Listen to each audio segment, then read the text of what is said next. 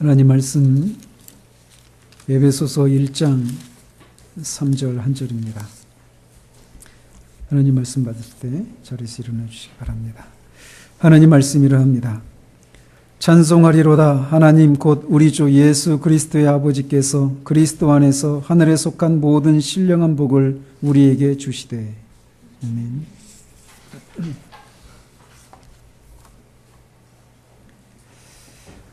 지난주에는 3절에서 사도가 하나님을 찬양하는 것을 살펴보면서 우리가 하나님을 찬양하는 세 가지 경우에 대해서 말씀을 드렸습니다. 하나님이 우리의 구체적인 삶 가운데 개입하셔서 우리가 직면한 여러 가지 고난과 환난 가운데서 구원해 주시는 그런 경우에, 또 그리스도 안에서 베푸신 구원을 인해서, 또 하나님의 성품을 인해서 우리가 하나님을 찬양한다라고 말씀드렸습니다. 특별히 사도가 여기서 찬양하고 있는 것은 두 번째와 세 번째 이유 때문이라고 말씀을 드렸는데, 특별히 하나님의 성품과 관련해서는 하나님이 복되신 분이시다라고 하는 것 때문에 찬양을 한다라고 말씀드렸습니다. 그는 그리스도 안에서 베푸신 이 구원을 묵상할 때 하나님의 이 복되심을, 은혜로우심을 찬양하지 않을 수 없었습니다. 그리고 이 하나님이 그리스도인들에게 주신 이 복은 모두 그리스도로 말미암아 주신다라고 하는 사실도 같이 언급을 했습니다. 그는 언제나 이렇게 하나님으로부터 시작을 합니다. 그러면서 복되신 하나님께서 그리스도 안에서 성도들에게 베푸신 복이 무엇인지를 말하고 있는데, 그는 그것을 하늘에 속한 모든 신령한 복이라고 말을 하고 있습니다. 하늘에 속한 복이고 신령한 복이다라는 것입니다. 따라서 이 하나하나가 모두 의미가 있기 때문에 우리가 이것을 살펴보아야 하는데, 아무래도 오늘은 이 하늘에 속한 복이다라고 하는 이 측면에서 먼저 살펴보도록 합니다. 그는 먼저 복되신 하나님께서 성도들에게 베푸신 복이 하늘에 속한 복이라고 말하고 있습니다. 이 하늘에 속한이라고 하는 이 말은 헬라어로 에프라니오이스이라고 하는 단어인데, 이 똑같은 단어가 20절, 또 2장 6절, 3장 10절, 6장 12절 이렇게 해서 모두 5번에 걸쳐서 이 하늘에 속한이라고 하는 이 단어를 사용하고 있습니다. 로이 존스는 이 단어가 이 에베소서 전체를 이해하기 위한 열쇠와도 같은 단어라고 말하고 있습니다. 그렇게 말할 정도로 이 단어가 의미하고 있는 것을 아는 것은 이 에베소서를 아는 것에 있어서 매우 중요하다라는 것이죠. 따라서 우리가 이 의미를 알아야 되는데, 먼저 우리가 이 하늘에라고 하는 이 말이 사도가 이 말을 사용할 때 단순히 여기 땅에 대비되는 그런 어떤 장소로서의 개념으로서만 하늘을 언급하고 있지 않다라는 것입니다. 그가 이 하늘에 속한이라고 하는 이 단어를 통해서 나타내고자 했던 것은 그리스도 안에 있는 신자들의 신분과 위치, 그리고 그들의 영광과 특권이 어떠한 것인가를 설명하고자 하는 차원에서 이 단어를 사용하고 있다라는 것입니다. 즉, 그는 이 단어를 통해서 그리스도인은 어떤 사람들인가, 그리스도인들은 어떤 특권과 영광을 소유한 사람들인가, 그들은 어떤 사고체계와 가치체계를 가지고 살아가는 사람들인가와 같은 것들을 설명하기 위해서 이 단어를 사용하고 있다라는 것입니다. 따라서 우리가 이 단어가 의미하는 바를 바르게 이해한다면, 즉 그래서 이 단어가 의미하는 바에 따라서 그리스도인이 어떤 사람인가라고 하는 것을 우리가 바르게 이해한다라고 한다면 우리의 생각과 삶에는 혁명적인 변화가 일어나기 마련입니다. 제가 우리 교회를 시작하기 전에 이 영국의 이 브루도프라고 하는 공동체에 가려고 했던 적이 있습니다. 제가 거기 갔으면 우리 교회가 세워지지 않았을 거예요. 그러면서 거기 이제 기독교 공동체인데 세계 곳곳에 있는, 그러면서 그 담당자하고 이제 메일을 이렇게 주고받으면서 나 거기 좀 가고 싶다. 얼마나 있을 수 있느냐. 이렇게 이제 묻고 이렇게 메일을 주고받았어요. 근데 그 담당자가 제가 이제 보내는 그런 메일, 이 짧은 영어 실력으로 보냈으니 뭐 얼마나 제 속에 있는 생각들을 잘 표현할 수 있었겠어요? 그러면서 이제 그 담당자가 제가 그냥 이렇게 단순한 호기심으로 거기에 이렇게 오려고 하는 것 같이 이렇게 여겨졌나 봐요. 그러면서 그런 뭐 이런 많은 얘기들을 했는데 그 중에 하나 인상적인 게 기독교인이 된다라고 하는 것은 혁명과 같은 것이다. 이런 얘기를 이렇게 했어요. 이렇게 메일 속에. 기독교인이 된다라고 하는 것은 단순히 내가 전에는 종교가 없었는데 내가 이제 기독교라고 하는 종교를 가지게 되었다든지 내가 전에는 불교 신자였는데 이제는 내가 기독교인으로 개종을 했다든지 또는 어떤 그 단순한 어떤 삶의 변화가 일어나고 어떤 몇 가지 어떤 경험들을 하는 것 이런 정도의 것이 아니다라고 하는 것을 사도는 그리스도인은 하늘에 속한 복을 받아 누리는 사람이라고 하는 이 한 단어를 통해서 우리가 가질 수 있는 그런 모든 생각들을 다 깨버리고 있다라는 것입니다. 우리가 그리스도인이 어떤 존재인지를 알면 거기에는 혁명적인 변화가 일어나기 마련입니다. 아니 사실 그리스도인은 혁명적인 변화를 경험한 사람들이고 경험해 가고 있는 사람들이라고 할 수 있습니다. 먼저 이 하늘이라고 하는 이 용어는 우리가 지금 오면서도 하늘 보셨죠? 하늘에 뭐가 있었죠? 구름이 있었죠. 그죠? 그러니까 우리가 보는 그런 어떤 구름이 있는 그런 하늘을 의미하는 것이 아닙니다.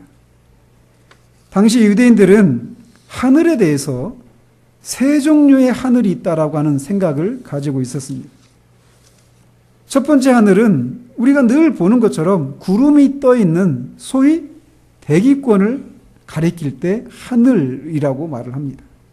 그게 첫 번째 하늘이라고 그들은 생각을 했어요. 그리고 둘째 하늘이 있는데 이 둘째 하늘은 해와 달과 별들이 떠 있는 우주 공간을 가리켰습니다.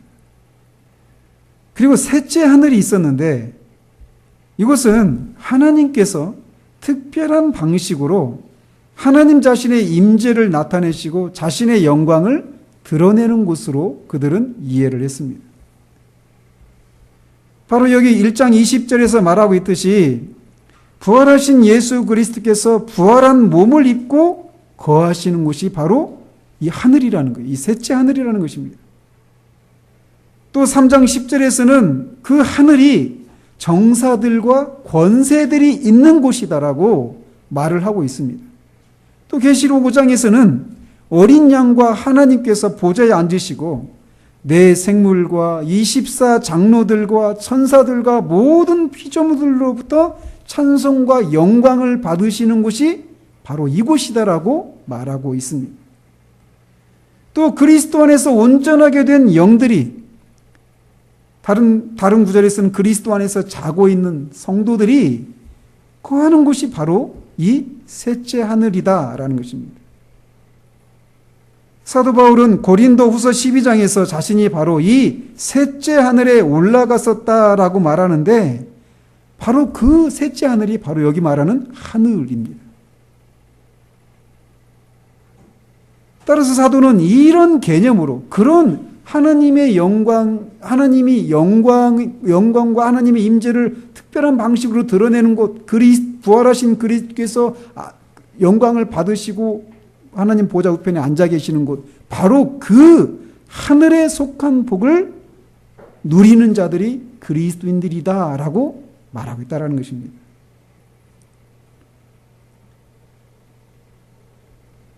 이 10절에서 예수 그리스도께서 죽은 자 가운데서 부활하셔서 영광스러운 부활의 몸을 입으시고 하늘에 계시다라고 말을 하고 있어요. 따라서 사도가 그리스도인들이 누리는 하늘에 속한 복은 바로 하늘에 계신 그리스도로부터 오는 복을 의미하고 바로 그 복을 모든 그리스도인들이 누리는 것이다라고 말하고 있다라는 것입니다. 그리스도인들이 이렇게 하늘에 속한 복을 누릴 수 있는 것은 모든 그리스도인들은 거듭나서 그리스도와 생명적이고 유기적인 연합을 이루고 있는 사람들이기 때문에 가능한 것입니다. 그렇기 때문에 그들은 그리스도의 생명에 동참하고 그리스도의 영광에 동참한 사람들이며 그리스도께서 하늘에서 누리시는 복을 함께 누리는 사람들이 그리스도인들이다라고 사도가 말하고 있다는 것이에요.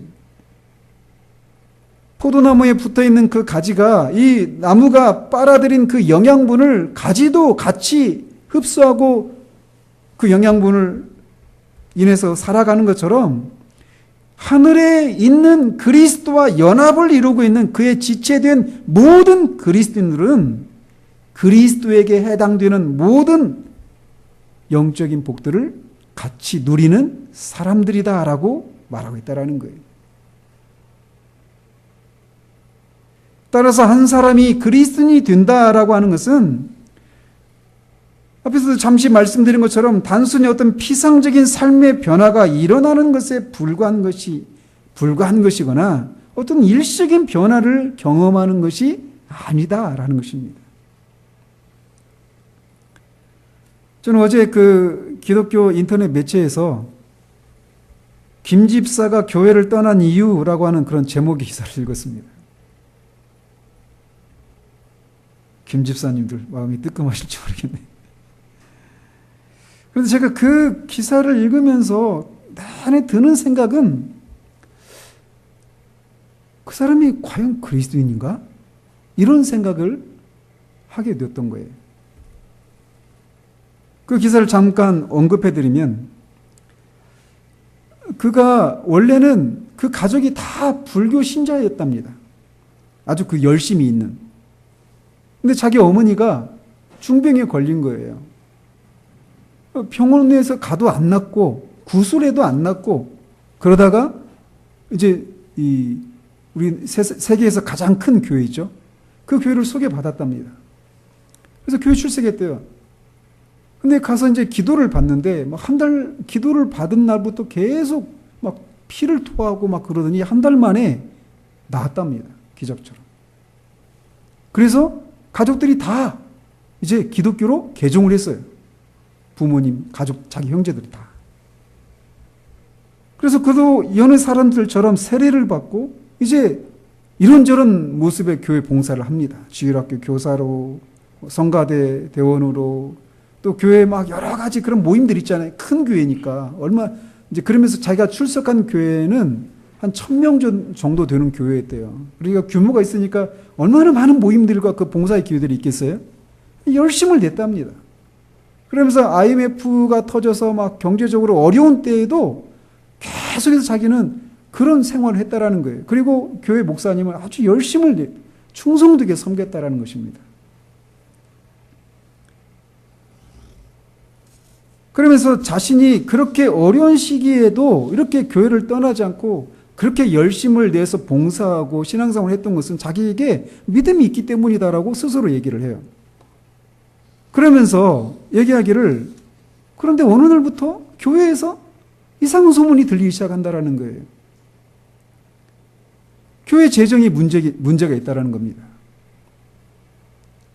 그러면서 자기가 그렇게 목사님을 의심하면 안 된다라고 하는 생각을 가지고 있었는데 자꾸 그런 소리가 들리고 실제로 교회가 막 알려지지 않았던 빚이 있다라는 것이 알려지게 되고 그런 과정 속에서 이 교회 재정을 이제 목사님이 유용했다라고 하는 것을 교회는 감추고 있었는데 이 신문에서 난 거예요.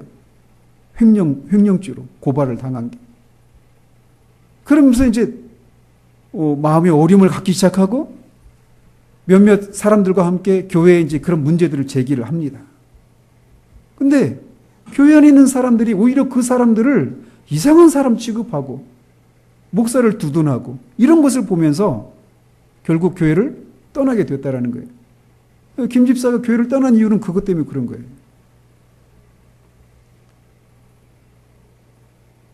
그런데 우리는 물론 이제 그 사람은 그 교회를 떠나서 다른 교회로 가려고 하는 케이스예요.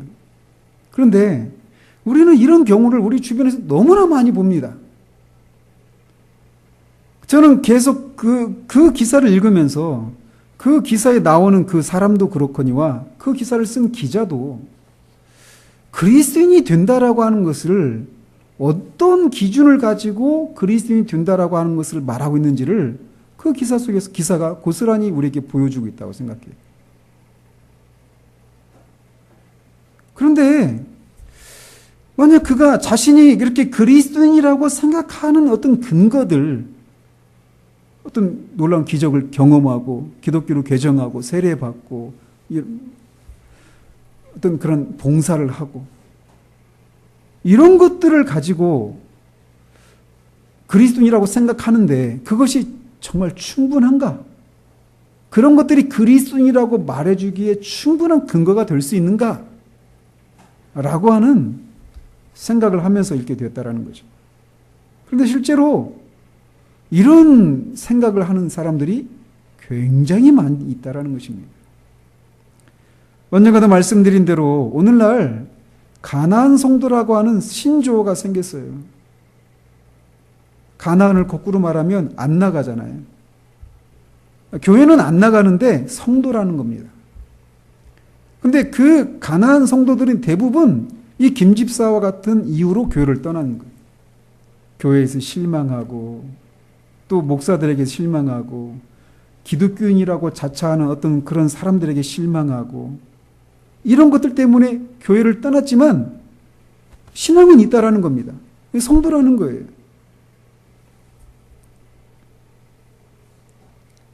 그런 사람을 가리켜서 가나안 성도라고 하는 신조를 이렇게 만들어냈는데 그런 사람들이 통계에 정확하게 잡히진 않아요. 근데 적게는 150만에서 많게는 500만까지 봅니다. 이게 오늘날의 현실이에요.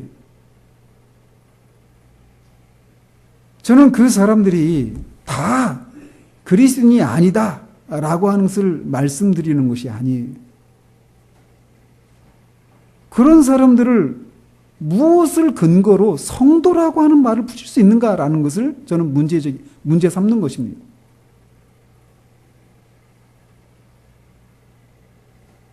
저는 한 사람이 그리스도인이라고 말할 때 사람들이 가지고 있는 생각은 다분히 그에게 일어난 어떤 변화들과 그들이 하고 있었던 종교적인 이런저런 형태의 삶의 태도들을 가지고 성도라고 하는 것에 문제를 제기하는 것입니다. 한 사람이 구원을 받았다라고 할 때는 이런 삶의 변화들이 필연적으로 따르겠지만 이런 변화가 있다고 해서 그가 성도다, 그리스도인이다라고 말하기에는 충분한 근거가 되지 못한다라고 하는 것을 말하고 있다라는 거예요. 사도는 그리스도인은 하늘에 속한 복을 누리는 사람들이라고 말합니다. 여기 하늘에 속한이라고 하는 말은 하늘의 영역에 속한 혹은 하늘의 체제에 속한 이렇게도 번역될 수 있는 말입니다. 영어로 렐룸이라고 하는 단어거든요. 즉 그리스도인은 단순하게 피상적인 삶의 변화를 경험한 사람들이 아니라 이쪽 영역에서 저쪽 영역으로 넘어간 사람들을 말한다라는 거예요. 그냥 여전히 남아있는 살고 있었던 그 영역에 남아있는 채로 어떤 삶의 변화가 일어난 사람이 아니라 완전히 새로운 영역으로 넘어간 사람이라는 것이에요. 근데 그 영역이 어디? 하늘이라는 것입니다.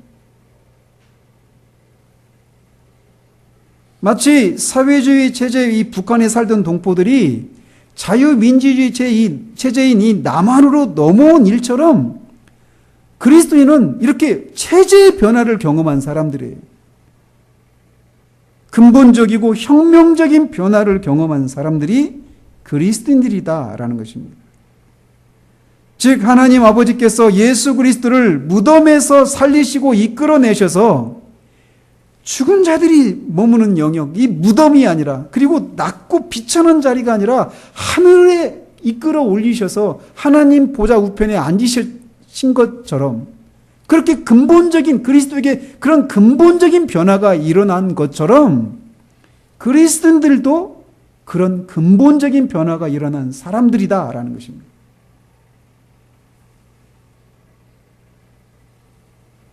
사도는 이 에베소서를 통해서 그리스도인들이 바로 그런 사람들이다라고 하는 것을, 이 편지를 받고 있는 그리스도인들이 이해할 수 있도록 하기 위해서 이 편지를 쓰고 있는 거예요. 그리고 그런 사람에 맞는 그런 특권과 영광을 누리면서 그것을 통해 그런 은혜를 베푸신 하나님의 은혜의 영광을 찬양하도록 하기 위해 이 편지를 쓰고 있는 거란 말이죠.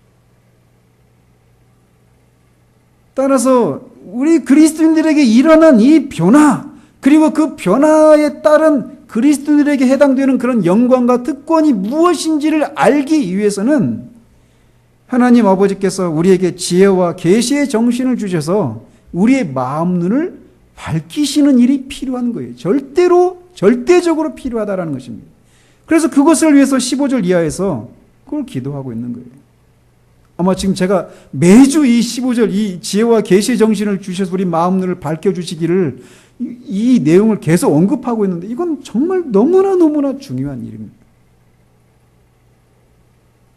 그런데 문제는 우리가 우리의 죄와 우리의 연약함을 인해서 우리에게 일어난 이런 실제들을 지속적으로 붙들지 못한다라는 것이에요. 따라서 우리도 이 에베소 교인들을 위해 사도가 기도하는 것처럼 우리를 위해서도 그것을 기도해야 되는 거예요.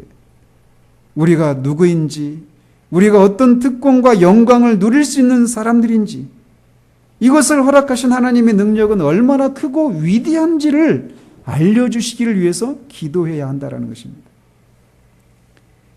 사도는 고린도전서 2장 14절 15절에서 사람을 두 종류의 사람으로 나누고 있습니다. 하나는 육에 속한 사람이고 다른 한 사람은 신령한 사람이에요. 사도가 거기에서 육에 속한 사람이라고 말할 때 그 의미는 그리스도인인데 아직 어린 신자를 가리켜서 육에 속한 사람이다라고 말하지 않아요. 그 의미는 그리스도인이 아닌 사람을 가리킵니다. 즉 그리스도인과 그리스도인이 아닌 사람, 이 두 부류로 사람을 나누고 있다는 거예요.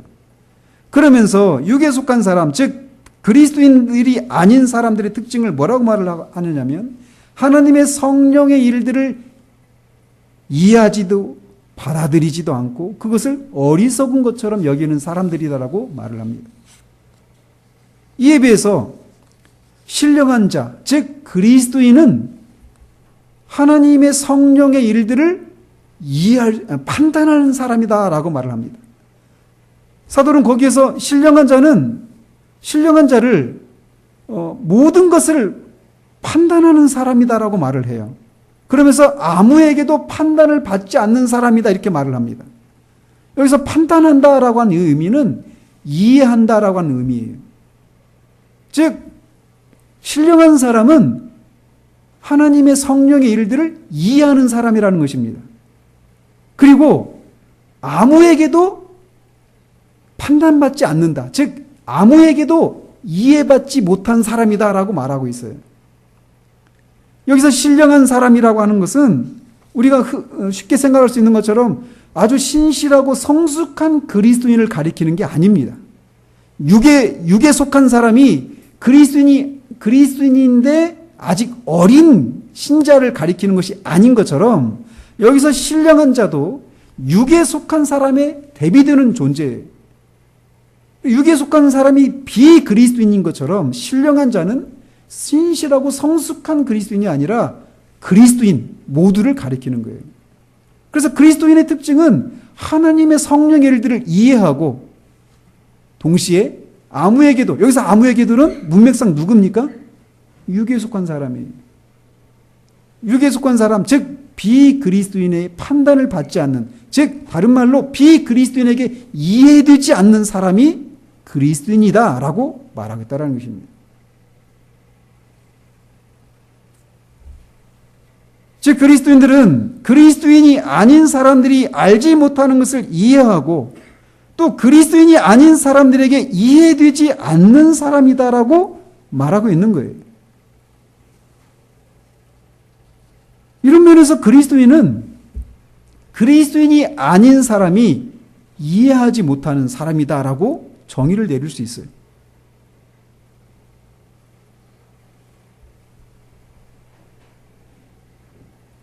그리스도인이 그리스도인들을 이해하지 못하는 것은 그리스도인인 우리가 그 사람들이 도무지 이해할 수 없는 아주 성미가 까다롭고 정말 복잡한 그런 사람들이어서 우리를 이해하지 못하는 것이 아니에요. 그리스도인이 아닌 사람이 그리스도인을 이해하지 못하는 것은 그리스도인은 하늘에 속한 사람들이고 하늘에 속한 복을 누리는 사람들이기 때문에 이해하지 못하는 것입니다. 그런 면에서 우리가 세상 가운데서 이상한 사람 취급받는 것을 이상하게 여기지 말라고 사도 베드로가 말하는 거예요. 여러분들 다 그걸 경험하셨을 거예요. 그리스도인이 되는 순간 우리가 이상한 사람 취급받는 일이 시작됩니다. 가장 가까운 가족으로부터. 심지어는 같이 교회 생활하고 있는 사람들로부터도. 진짜 우리가 그리스도인 되는 순간 어제까지 알고 있었던 사람이 아닌 사람이 되어버린 우리를 그들이 이해하지 못하는 일들이 일어나게 되는 거예요.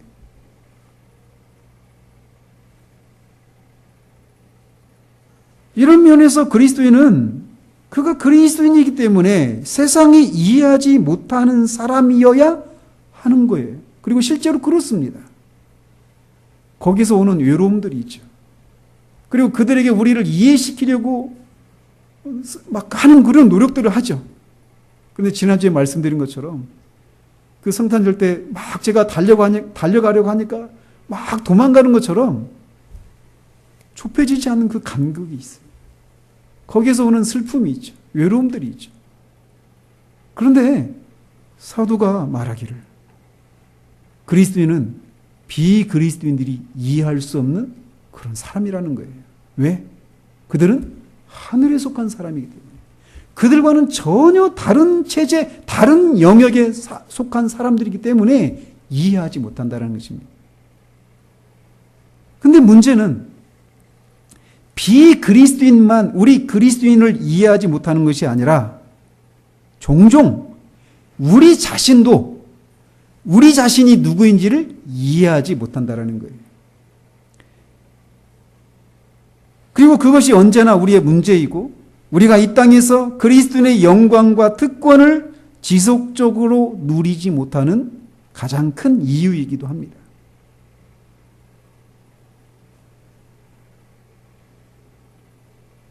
우리는 그리스도인이 될 때 여전히 그리스도인 되기 전과 된 후에 나는 여전히 나잖아요. 그렇죠? 그런데 내가 더 이상 내가 아니라는 사실이에요.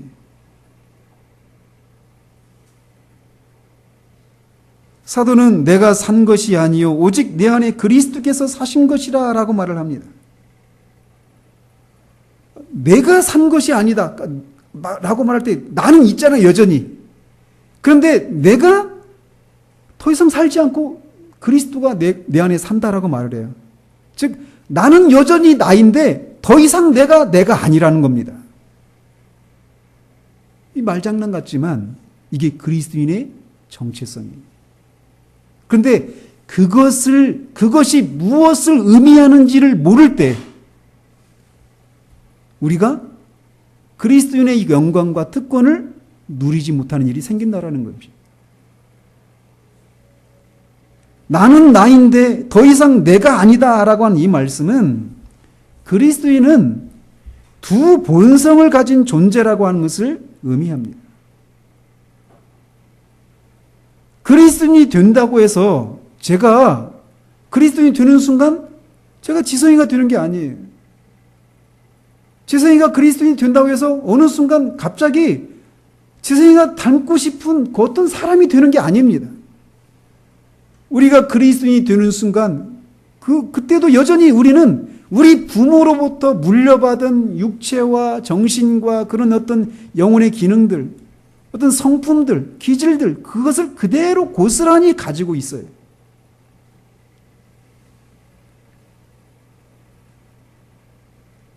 그리고 여전히 여기 이 세상에서 다른 비그리스도인들과 동일하게 공부하고 직장에 다니고 자녀를 낳고 양육하고 그렇게 살아가요.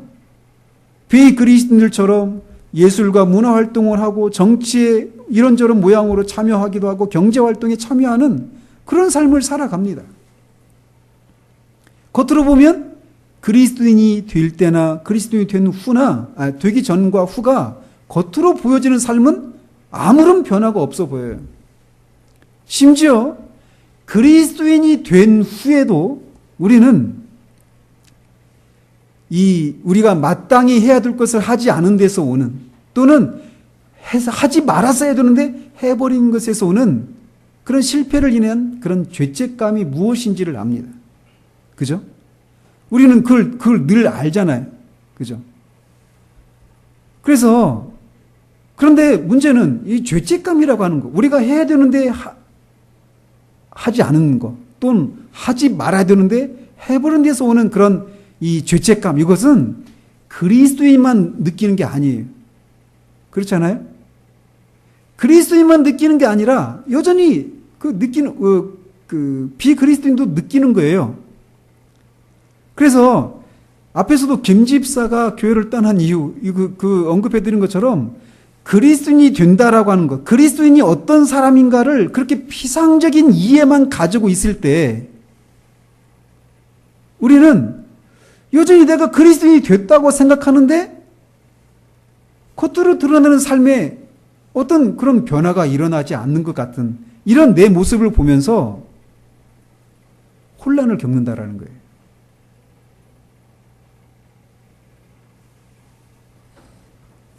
겉으로 드러난 것만 보면 여전히 나는 죄를 짓고 있고 그것 때문에 죄책감을 느끼고 있고 여전히 나는 그리스도인이 아닌 사람처럼 똑같이 여러분도 일주일 동안 열심히 살다 오셨잖아요. 여러분이 사는 삶을 그리스도인만 사는 삶입니까? 아니잖아요. 그리스도인이 아닌 사람들도 똑같이 직장 생활하고 공부하고 그렇게 하다가 그렇게 산 거예요. 우리도 그들과 똑같이 살았어요. 그래서 겉으로 드러나는 모습을 보면 야, 이거 내가 정말 그리스도인이 맞나? 이런 생각을 할 수 있다는 거예요. 그리스도인이 이 피상적인 이해를 가지고 있을 동안에는 말이에요. 그래서 내가 그리스도인이 맞는가? 이런 생각하는데 그건 진리가 아니라는 것입니다. 그리스도인은 나면서부터 가지고 있는 본성을 가지고 있을 뿐만 아니라 새로운 본성도 가진 존재라고 성경은 말을 해요. 그래서 육에 속한 그런 사람으로서의 그런 본성, 부모가 우리에게 물려준 그거를 그대로 가지고 있어요, 고스란히. 그러면서 동시에 그것만 가지고 있는 비그리스도인과 다른 신령한 본성을 가진 사람이라는 것입니다. 그리스도인은 바로 이 새로운 본성을 가진 사람이에요. 이것이 그리스도인과 비그리스도인을 구분시켜주는 근본적인 것입니다. 겉으로 드러나는 삶의 양상은 그리스도인과 비그리스도인이 다르게 보이지 않아요. 그래서 우리도 종종 그런 우리들의 모습을 보면서 야, 이렇게 살고 있는 내가 과연 그리스도인이 맞아? 이런 회의에 빠지잖아요. 그런 회의에 의심에 빠져 있는 동안 우리는 그리스도인의 영광과 특권을 누릴 수가 없어요. 그런데 그리스도인은 피상적인 변화가 일어나는 존재가 아니라는 거예요. 그리스도인은 우리가 성경에서 말하는 옛 본성이라고 말하는 옛 사람이라고 하는 부르는 이것 말고 새 사람을 입은 사람이라는 거예요. 그래서 새로운 본성을 가진 사람이라는 것입니다.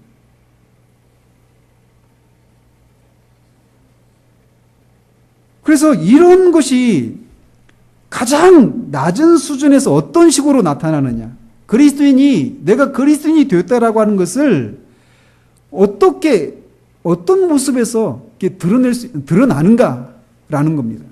나는 옛 본성을 가지고 있고 새로운 본성을 가졌다고 성경이 말하는데 그것이 어떤 데서 드러나는가라는 거예요.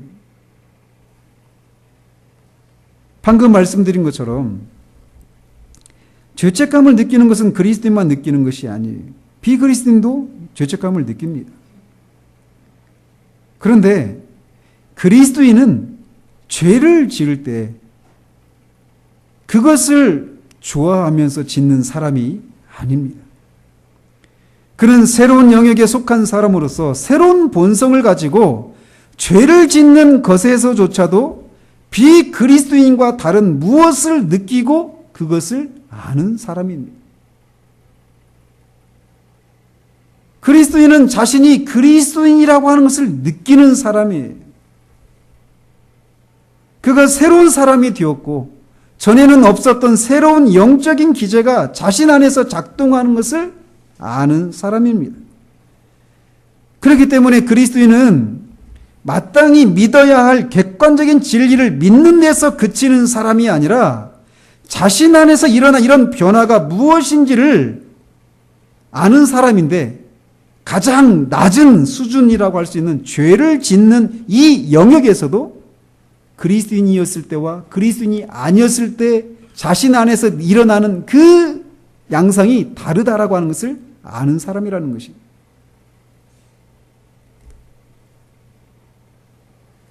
그리스도인이 된다라고 하는 것은 우리가 마땅히 믿어야 할 어떤 객관적인 진리를 이게 진리입니다라고 동의하는 차원에서 머무는 것이 아니에요. 그리스도인이 된다라고 하는 것은 하나님께서 성령을 통해서 우리 영혼 안에서 일을 하고 계시다라고 하는 것을 의미합니다. 성령께서 우리 영혼에서 일을 하셨고 또 하고 계시다라고 하는 것을 의미하는 거예요. 그래서 하나님께서 하늘에 속한 새로운 생명과 새로운 영적인 원리를 우리 안에 주셔서 그것에 따라서 죄에 대해서도 전과는 다른 새로운 시각이 생겨난 것을 아는 사람이 그리스도인이라는 것입니다. 그리고 우리는 그것을 알 수밖에 없습니다. 어떻게 그런 일이 일어났는지 그 과정은 모르지만 우리에게 전과는 다른 어떤 일이 우리 안에서 일어났고 전에는 없던 갈등과 싸움이 자신 안에서 일어나기 시작했다라고 하는 것을 압니다. 이런 면에서 비그리스도인은 단지 한 사람이에요. 그러나 그리스도인은 두 사람입니다. 즉 옛사람과 새사람으로 나뉜 사람이 그리스도인입니다. 그래서 이 옛사람과 새사람이 서로 갈등하고 싸운다라고 하는 것이 무엇인지를 알기 시작하는 거죠. 전에는 그런 것이 없었어요. 그러나 이제 자신 안에서 하나님의 법에 순종하고자 하는 선한 욕구와 자신의 육체와 마음이 원하는 대로 살고자 하는 욕구가 싸우는 것을 인식하기 시작합니다. 그래서 사도가 말하듯이 육체의 소욕은 성령을 거스르고 성령의 소욕은 육체를 거스른다라고 하는 것이 무엇인지를 인식하기 시작해요. 한 사람으로 존재할 때는, 즉 영적으로 죽어 있었을 때는 이런 것이 없었어요. 우리 안에 다른 사람이 있다라고 하는 것을 인식하는 거예요. 이거를 문자적으로, 물리적으로 이해해서는 안 됩니다. 아직 우리가 하나님이 우리에게 요구하시는, 또 우리에게 주시기를 원하시고 그렇게 되기를 바라시는 하나님의 충만하심을 우리가 충만해진 것은 아니지만 한 가지 아는 것은 우리 안에서 이런 갈등과 싸움이, 우리 마음 안에서 그런 싸움이 일어나기 시작했다라고 하는 것을 안다라는 거예요. 우리가 이것을 알지 못한 채 피상적으로만 그리스도인을 이해하려고 할 때 겉으로 드러난 자신의 모습을 보면서 이런 내가 과연 그리스도인이라고 할 수 있는가 이런 생각할 수 있다는 거예요. 그러나 그리스도인은 두 본성을 가진 존재에서 그 안에서 이런 싸움이 일어나는 또 싸우고 있는 삶이라고 하는 것을 알아야 한다는 것입니다. 이런 면에서 앞에서도 말씀드린 것처럼 그리스도인이 되었다, 그리스도인이라고 하는 이런 정의가 얼마나 피상적인 데 머물러 있는가라는 거예요. 또 그리스도인은 이렇게 두 본성을 가지고 있기 때문에 서로 다른 이 두 세계에 대한 관심을 가지고 있는 사람이라고 할 수 있습니다. 우리가 그리스도인이 되는 순간 우리는 하늘에 속한 사람이 됩니다. 나중에 2장 6절에서도 하늘에 속한 이 사람의 지위 이런 것들을 우리가 다룰 텐데 언젠가 그런 책이 있었죠. 하늘에 속한 사람이라고 하는 책. 굉장히 이 공전이 히트를 쳤던 그런 책인데 제가 다니던 그 교회에서 그 책을 읽으면서 그 책을 읽었던 지체들이 하는 얘기를 듣고 저는 도무지 동의가 안 되는 거예요. 혹시 그 책을 읽어보신 분들은 안 읽어보신 분들 한번 가져가서 읽어보십시오. 그 책을 읽고 한결같이 하는 얘기는 뭐냐면 여기 있는 이 형제는 윈 형제잖아요. 그 형제는 이 하늘에 속한 사람인데 나는 하늘에 속한 사람이 아닌 것 같아. 이런 얘기를 하는 거예요. 하늘에 속한 사람이라고 할 때 그게 말씀드린 것처럼 우리가 이 하나님의 그 모든 충만하심으로 충만한 그 상태에 있을 때 하늘에 속한 사람이라는 게 아니라는 거예요. 하늘에 속한 사람의 특징이 가장 낮은 수준으로 나타나는 게 뭐냐? 우리 안에서 이렇게 갈등하고 싸우고 하나님의 법에 순종하고자 하는데 그렇지 못한 또 그걸 사로잡아오는 이런 또 다른 나와의 그 싸움, 이것이 있다라고 하는 것이 가장 낮은 수준의 증거란 말이에요. 근데 그걸 이해하지 못한 채 그 책을 읽고 오히려 나는 하늘에 속한 사람이 아닌 것 같아 하면서 하늘에 속한 사람은 뭔가 지금보다 더 어떤 특별한 그런 위치와 그런 경험들을 능력을 경험하고 드러내는 사람만 하늘에 속한 사람이라 생각한다라는 것이에요. 그래서 그건 잘못됐다라는 것입니다. 어쨌든 이 그리스도인은 새로운 본성을 가지고 있기 때문에 새로운 관심사를 가진 사람이라는 것이에요. 그리스도인은 여러 가지로 정의할 수 있는 사람입니다. 이 그리스도인이라고 하는 이 정의, 이거를 단지 어떤 몇 마디 말로 정의할 수 없어요. 그리스도인에게 일어난 그리스도인이라고 하는 존재는 세상이 이해할 수 없는 존재입니다. 그리고 우리가 몇 마디 말로 설명할 수 있는 그런 존재가 아니에요. 무한하신 하나님에 의해서 일어난 변화가 일어난 사람이기 때문에 그 그리스도인들에게 일어난 그 변화를 몇 마디 말로, 몇 줄의 글로 설명할 수가 없어요. 근데 성경에서 그리스도인을 이렇게 저렇게 정의하는데 그 중에 하나가 뭐냐면 흑암의 권세에서 하나님의 아들의 나라로 옮겨진 사람들이다라고 말을 한다라는 것입니다. 하나님의 아들의 나라로 옮겨진 사람이 그리스도인들이에요. 그들은 하늘에 속한 사람들입니다. 신실하고 신령하고 능력이 있는 사람만 하늘에 속한 사람이 아니라 진짜 그가 그리스도 안에 있는 사람이면 그는 모두 하늘에 속한 사람입니다. 그래서 그들은 그렇다고 해서 하늘에 속한 사람이라고 해서 그들이 진짜 이 장소적인 개념이 하늘에 있는 사람이 아니에요.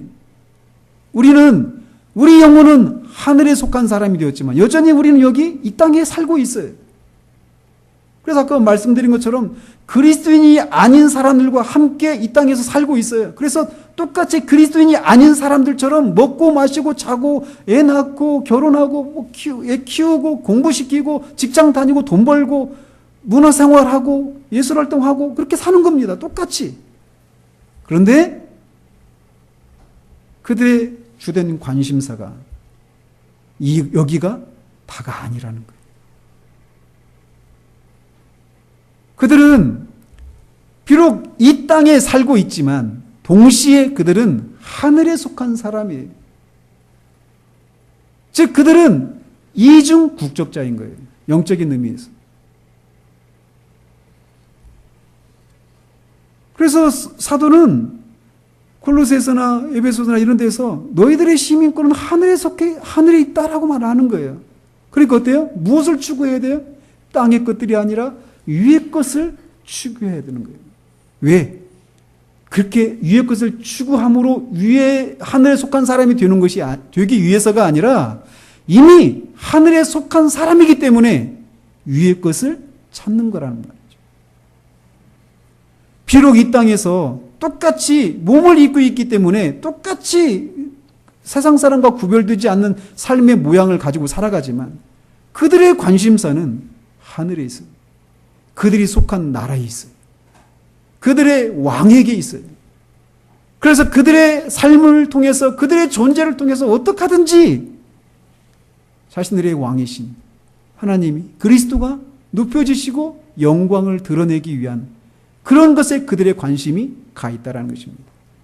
때로는 그런 관심사에 부합하는 삶을 살지 못할 때도 있어요. 그리고 어쩌면 우리는 그런 때가 더 많을 수도 있습니다. 그렇지만 언제라도 성령께서 그들에게 너희들은 하늘에 속한 사람이라고 하는 것을 말씀하시면 나침반이 다시 언제나 북으로 돌아오는 것처럼 그들은 곧장 그 삶의 자리로 돌아옵니다. 그들은 이 땅에서 영원한 완전한 구원, 즉 몸의 구속을 소망하면서 이 땅을 지나가는 사람들이에요. 그들의 소망은 여기가 전부가 아닙니다. 그들의 고향은 여기가 아니에요. 하나님 아버지가 계신 곳. 비록 우리의 손을, 우리의 발을, 우리의 마음을 이 땅에 있는 것들에 매이게 하는 일들이 정말 많고 그리고 그런 것들에 온통 우리의 마음과 우리의 시간과 에너지를 쏟아드는 때도 있지만 그런 때를 지나기도 하지만 그런 것에서 놓이기만 하면 그의 관심은 곧장 그가 속한 하늘을 향하게 되어 있는 사람들이라는 것입니다.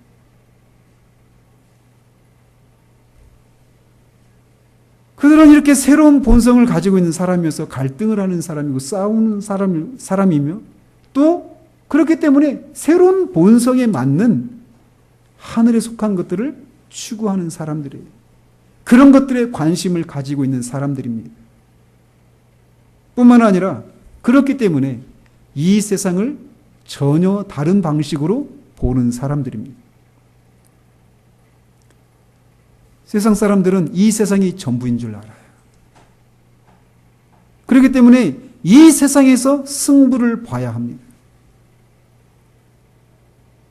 그리고 이 세상에서 일어나는 여러 가지 불행과 여러 가지 어떤 전쟁과 고난 이런 것들을 바라보는 시각도 전혀 다른 시각을 그리스도인은 가지고 있습니다.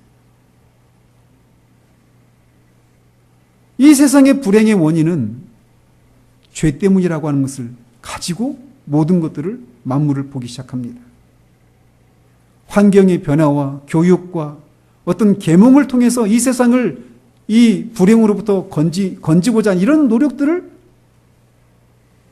이런 것이 근본적인 해결책이라고 생각하지 않고 한 사람 한 사람이 성령을 통해 새롭게 태어나는 그런 일을 통해서만 그런 근본적인 변화가 일어난다고 하는 생각을 가지고 세상을 보는 거예요. 사도는 그리스도인을 이 세상에서 그들에게 어떤 일이 일어났는가 이런 문제를 가지고 그리스도인을 정의하고 있지 않아요. 이런 면에서 오늘날 우리가 그리스도인에 대한 이 잘못된 개념들, 가지고 있는 이 개념들이 얼마나 낮은 수준에, 저급한 수준에 머물러 있는가라는 거예요. 사도는 그리스도인을 정의하면서 곧장 그들을 하늘로 올려버립니다. 하늘의 관점에서 그리스도인을 바라보기 시작하는 거예요. 여러분들은 하늘에 속한 사람들입니까? 그래서 여러분들의 관심사가 하늘에 속한 것들을 향해 흘러가고 있습니까? 여러분들이 속한 이 세상을 그렇게 그리스도인이 비그리스도인이 바라보는 것처럼 바라보지 않고 영적인 시각으로 여러분들의 주변에서 일어난 일들을, 이 세상에 속한 일들을 바라보고 계십니까? 이 한마디 말씀을 기억하십시오. 그리스도인은 하늘에 속한 복을 받은 자들입니다. 이 땅에 속한 이 모든 우리의 발을 얽어매고 있는 이 모든 것들로부터 우리를 하늘로 올려버리는 일이 그리스도 안에서 일어나는 거예요. 그것을 우리가 허물과 죄로 죽어 있었을 때, 아니, 우리가 다음 주에 살펴보겠지만 하나님이 창세전에 그리스도 안에서 우리를 선택하셔서 이것을 주시기로 예정하신 거예요. 사도는 이것을 알 때, 거듭 말씀드리지만 이 편지를 받고 있는 초대교회 교인들의 그 면면을 보십시오. 아주 낮은 위치에 있는, 고난 가운데 있는 그런 사람들이었어요. 근데 그들의 시선을 하늘로 올려버립니다. 하늘의 관점에서 자신들의 위치를 확인하도록 하고 있는 거예요. 우리에게 그것이 있을 때 우리 안에는 사도처럼 찬송하리로다 하나님이여 라고 하면서 찬양할 수 있게 되는 거예요. 우리는 하늘에 속한 사람들입니다. 기도하겠습니다.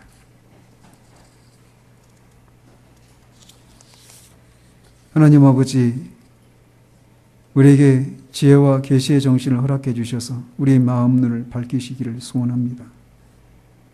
그래서 정말 우리가 비록 이 땅에 남아 있어서 여전히 하나님의 그 모든 충만하신 것에 다다르지 못한 모습을 띠고 여전히 갈등하고 싸우고 있는 그런 상황 가운데 있음에도 불구하고 우리가 그리스도 안에서 그리스도로 말미암아 하늘에 속한 복을 받은 사람이라는 사실들을 우리가 알 수 있도록 주께서 우리에게 은혜를 베풀어 주시기를 소원합니다.